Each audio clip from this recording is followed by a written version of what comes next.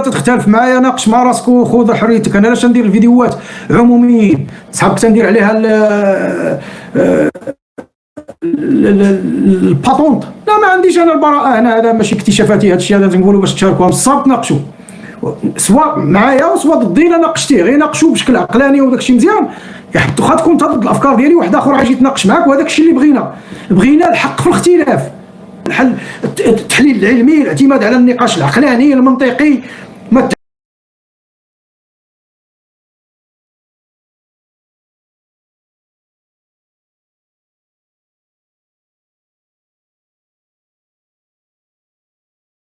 سي معز الدين، هل يمكن التغيير الثوري في غياب تنظيم ثوري يقود حركة الجماهير نحو التحرر؟ ما عمرها تكون.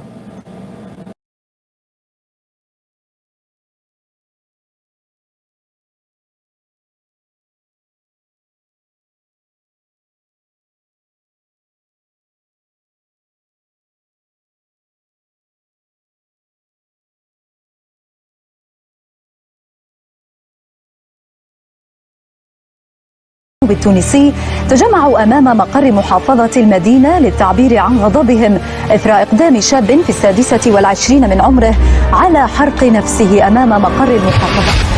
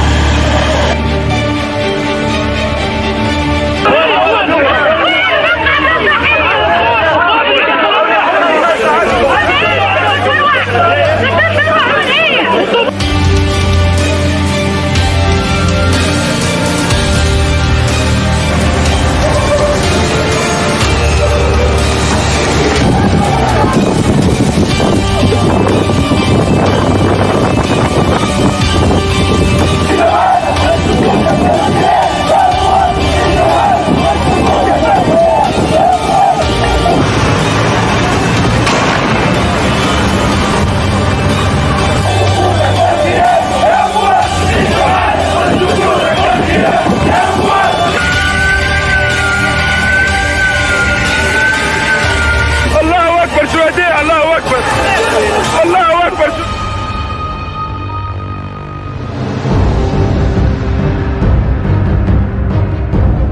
تونس تونس حرة حرة، تونس تونس حرة حرة، تونس تونس حرة حرة.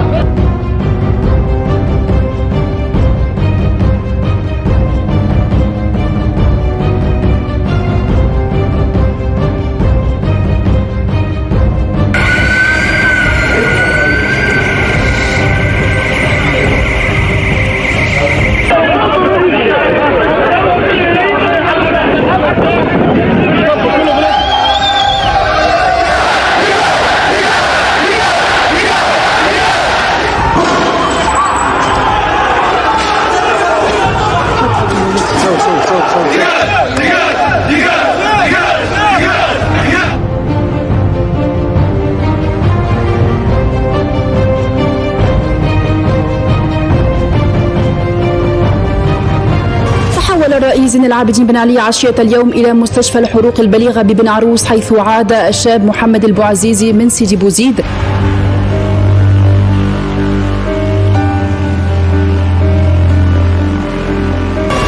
خلية من المتطرفين والمحرضين المأجورين ضد مصالح بلادهم إلى العنف والشغب في الشارع وسيلة للتعبير أمر مرفوض في دولة القانون مهما كانت أشكاله، وسيطبق القانون على هؤلاء بكل حزم.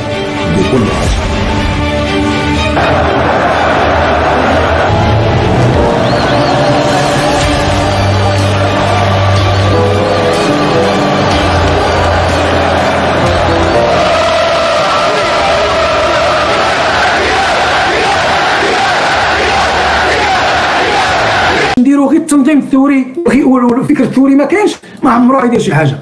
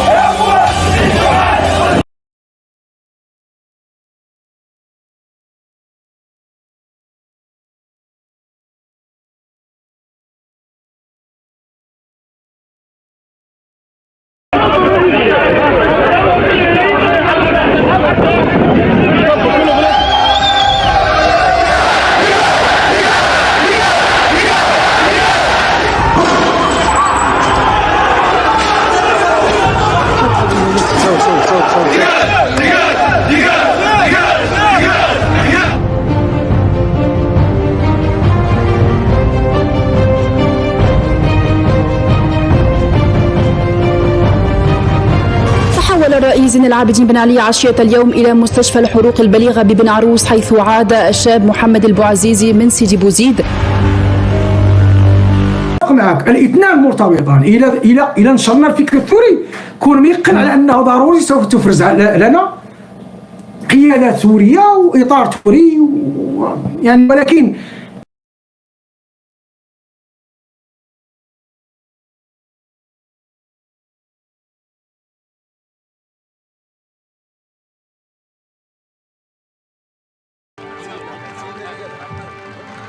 في 23 من يوليو عام 1999 توفي الحسن الثاني، وخلفه على العرش الملك محمد السادس.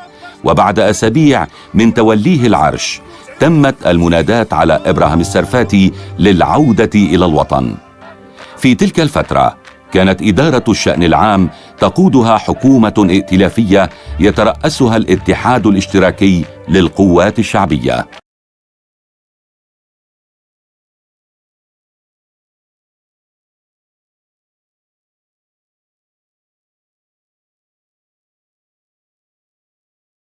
D'abord, je crois que les gens qui n'ont pas connu les années de plomb ne se rendent vraiment pas compte du changement. Ça, c'est la première chose. Je ne suis pas en train de faire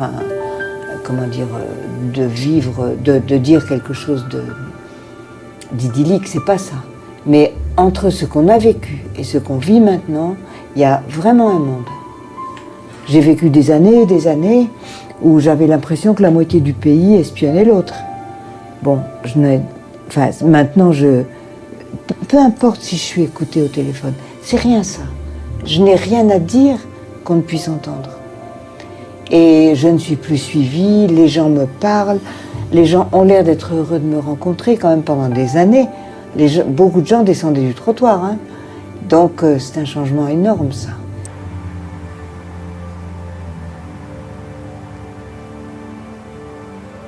أظن بأنه لابد من التذكير بالوضع العام آنذاك. الوضع العام آنذاك هو أنه كنعرفوا بأنه كانت هناك هيئة التحكيم سابقا بخصوص انتهاكات الجسيمة لحقوق الإنسان التي كانت مطالب منها أن تعوض ضحايا هذه الانتهاكات. وهذا القرار ولا المقررات ديال هذه لجنة التحكيم لم يبدأ العمل بها إلا خلال حكومة التناوب مع عبد الرحمن اليوسفي، من حيث إعادة النقابيين الذين طردوا في سنوات 79 خاصة، وفي 78 في اللحظات الكبرى، أو في 84 81 إلى غير ذلك. بدأت الإدارة المغربية تنكب بشكل جدي وحقيقي على إعادة الاعتبار لهؤلاء الضحايا. وبالتالي كان من الأساسي كذلك أن حالة السرفاتي هي من حالة كذلك رد الاعتبار من حقوقه المدنية والسياسية. انطلاقا من هذه الفكرة أو المبدأ أو القرار السياسي تم إعمال مبدأ ديال أو القرار بخصوص عودة السرفاتي وتمكنه من حقوق المدنية ومن جنسيته كذلك. Le nouveau Maroc, nous n'avons pas encore, mais nous avons, par la conjonction des luttes de la société civile et du roi Mohamed VI, la possibilité de construire un Maroc nouveau, le Maroc moderne et démocratique auquel nous avons rêvé. Nous sommes au début d'une ère nouvelle, alhamdoulilah, et nous allons construire ce pays. Il a été tellement aveuglé par l'amour qu'il a dans ce pays qu'à son retour de Paris, après cet exil, il s'est dit « mon pays passe avant tout ». Et pour moi, ça a été la fin d'Abraham en tant que militant de gauche. C'est lorsqu'il a mis cette valeur incontournable qu'est l'amour du pays avant toute autre considération politique.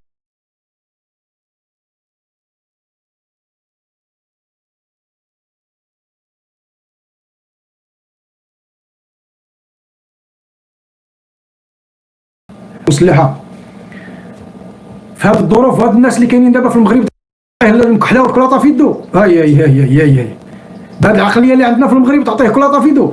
لا تخاف تعطيه غير 14 هادو، تعطيهم غير 14 تيولي 7، بقى تعطيه الكلاطه في يدو. الثوره المسلحه حتى نوجدوا ليها اخويا.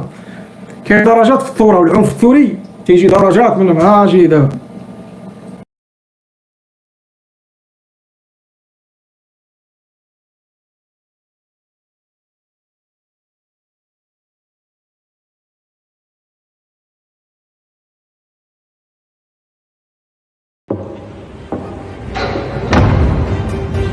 The year was 1773.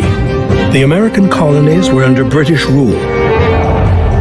Boston was one of the most prosperous American cities at the time, yet people were poor and tired of the empire enforcing laws and taxes while not giving them a say in Parliament. So the citizens replied. They assembled. Thousands began protesting and boycotting British goods. In one major act of rebellion, patriots stood up against the empire and refused boatloads of imported tea.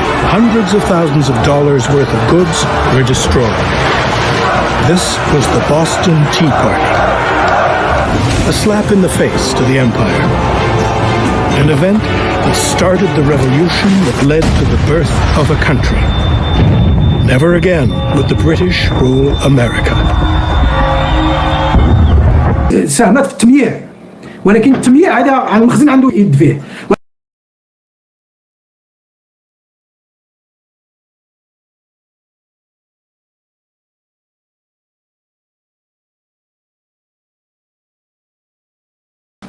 سي معز الدين دون شك يجب نشر الفكر الثوري التقدمي لمكافحة الغيبيات والخرافات.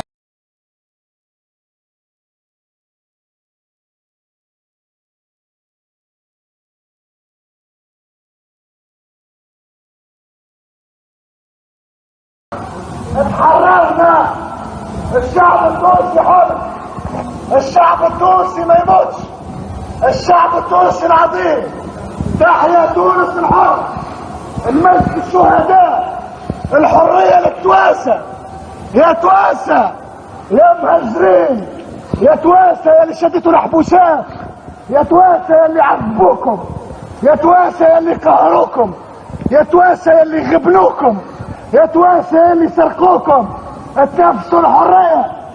شعب تونس اهدالنا الحرية. يحيا شعب تونس، تحيا تونس العظيمة، تحيا الحرية، المجد للشهداء. يا تواسة ما عادش خوف، المجرم هرب، المجرم هرب، بان عليه هرب، بان عليه هرب من الشعب التونسي، بان عليه هرب، بان عليه هرب، بان عليه هرب، بان عليه هرب، المجرم هرب.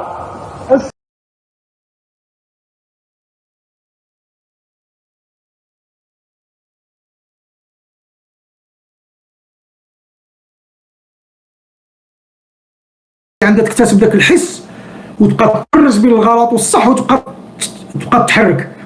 ملي تبدا تتحرك تنامن انا بالمقوله ديال انه ملي تيكون استنهاض جماهيري يجب تأطيره، يجب التنظيم ديالو.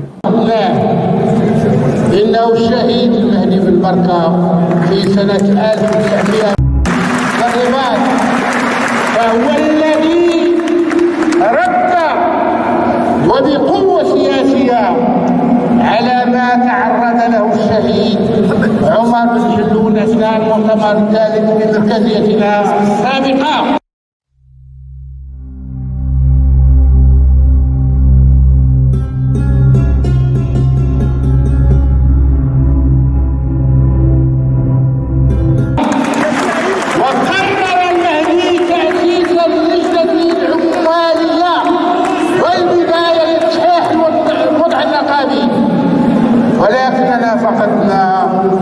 المهدي بعد أقل من 3 سنوات من 63، وهي مناسبة نستحضرها اليوم لنطالب ليس بالاعتراف بمسؤولية هذا أو ذاك، نريد جدة المهدي بالبركة.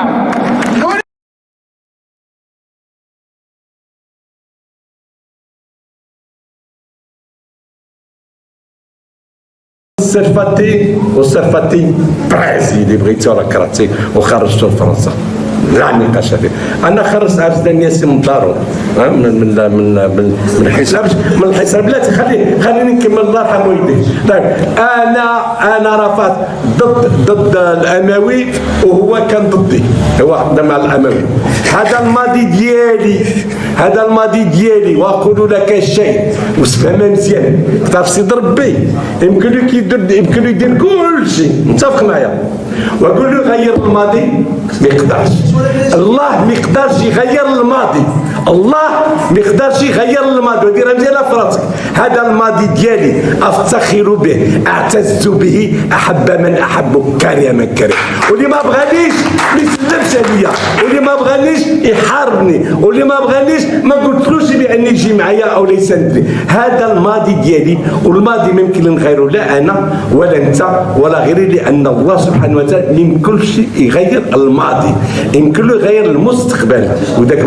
اما البارح في الساعه اللي نعستي واليوم في الساعه اللي فقتي، الله سبحانه وتعالى ما يمكنلوش يغيرها ويعطيك ساعه واحده اخرى او يقول لك لقاء واحد اخر. والله اللي يجعلك ان اليوم نتلقاو هنا قول له يبدلها ويجعل بان انت دابا في سويسرا وانا في امريكان، راه ما يمكنلوش.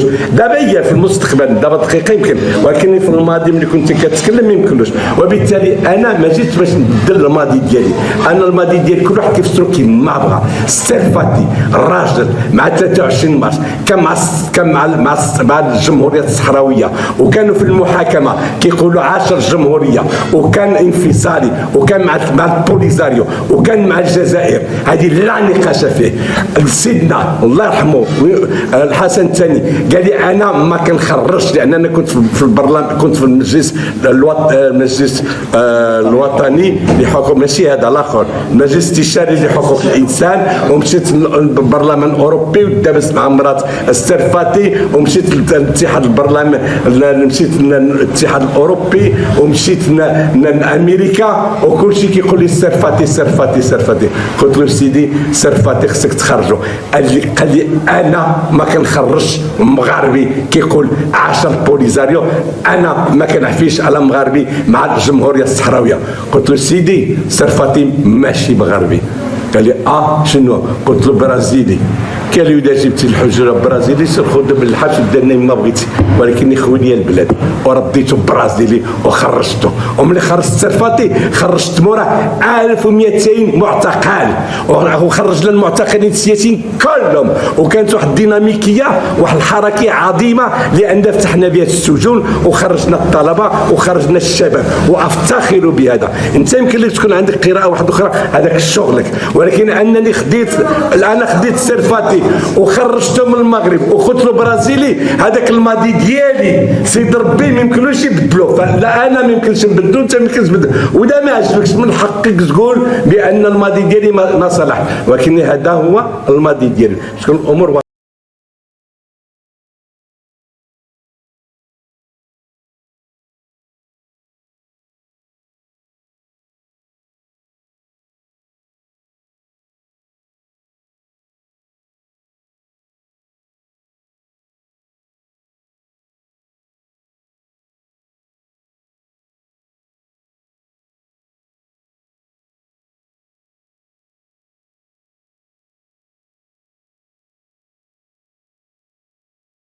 Well, I think the Arab Spring was one of the most significant events of contemporary history.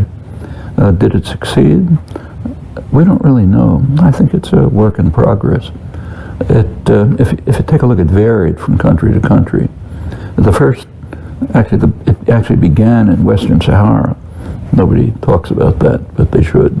That's a country it's kind of like Palestine. It's under foreign military occupation, violation of international law. It was crushed very quickly by Morocco.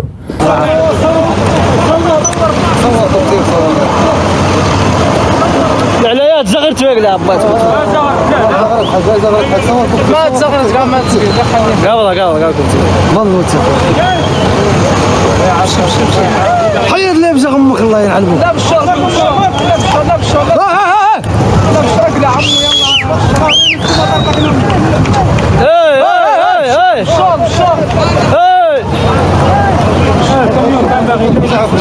عمو يلا حاني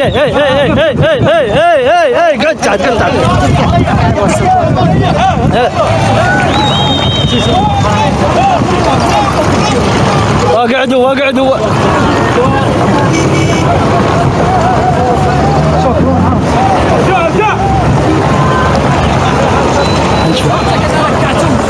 اطلع فوق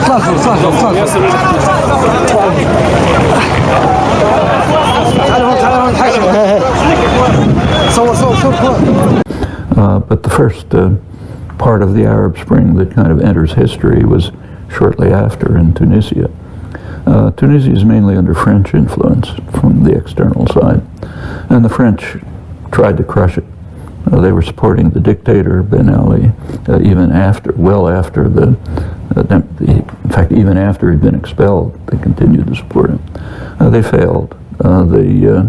It took roots, and it's had moderate success. I mean, I think there's improvements, and it's a positive, has positive implications for the future. The next major case was Egypt, the most important country in the region, and there what happened, I think, was very dramatic and quite exciting. It's not just what caught media attention, Tahrir Square, although that was very important. There was also, there's a long background of a labor movement activism in Egypt, crushed by the regime, but significant. In fact, well, I don't have to tell you, but April 6th was named after the participation in a major strike in the big industrial centers. And that continued. And it's had some consequences, which maybe are lasting. It seems to have given a kind of an opening for the first time to independent unions. There have been continuation of labor actions, a lot of them crushed by force. Force hasn't ended by any means. But that, I think, continued. It opened a space for discussion, which I think is probably going to have a lasting effect on the culture and the society. The important external forces in that case were primarily the United States, secondarily England. Typically, they followed the usual procedure. There's a standard procedure when your favorite dictator gets into trouble. It's followed all the time. Somoza, Marcos, Duvalier, long list of cases. Support him as long as possible. When it becomes impossible, because maybe the army's turned against him or the business classes have turned against him, then issue ringing declarations about your love for democracy, send your dictator off somewhere, in this case Sharm el-Sheikh, and then try to reinstitute the same system as much as you can. That happens with such regularity that it's kind of astonishing that the intellectual and scholarly world somehow can't see it. And that's what happened in Egypt. There was, I won't go through the details, but there was finally a reaction, a military coup. It's driving Egypt into some of its worst days, maybe ever, and it's supported by the United States, tepidly, like they don't say we love you, but they're supporting it. If you go to other countries, the major countries from the Western point of view, the most important countries are the oil-producing dictatorships. There, the first efforts at reform were just crushed violently. I mean, there were in Saudi Arabia, the most important. There were some attempts to do what was being done elsewhere, you know, things happening after the Friday prayers. The police response was so overwhelming that people were afraid to go into the streets in Riyadh. In one country, Bahrain, it did make some progress, but in Saudi Arabia sent an army in to crush it, mainly out of concern for the Shia areas in eastern Saudi Arabia where most of the oil happens to be, and they want to make sure they keep that repressed. And the same elsewhere, it just couldn't get off the ground in the oil dictatorships. Syria, the early steps were met with a vicious response by the Assad regime, which not long after elicited a violent uprising. By now the country is practically destroyed. It may not survive.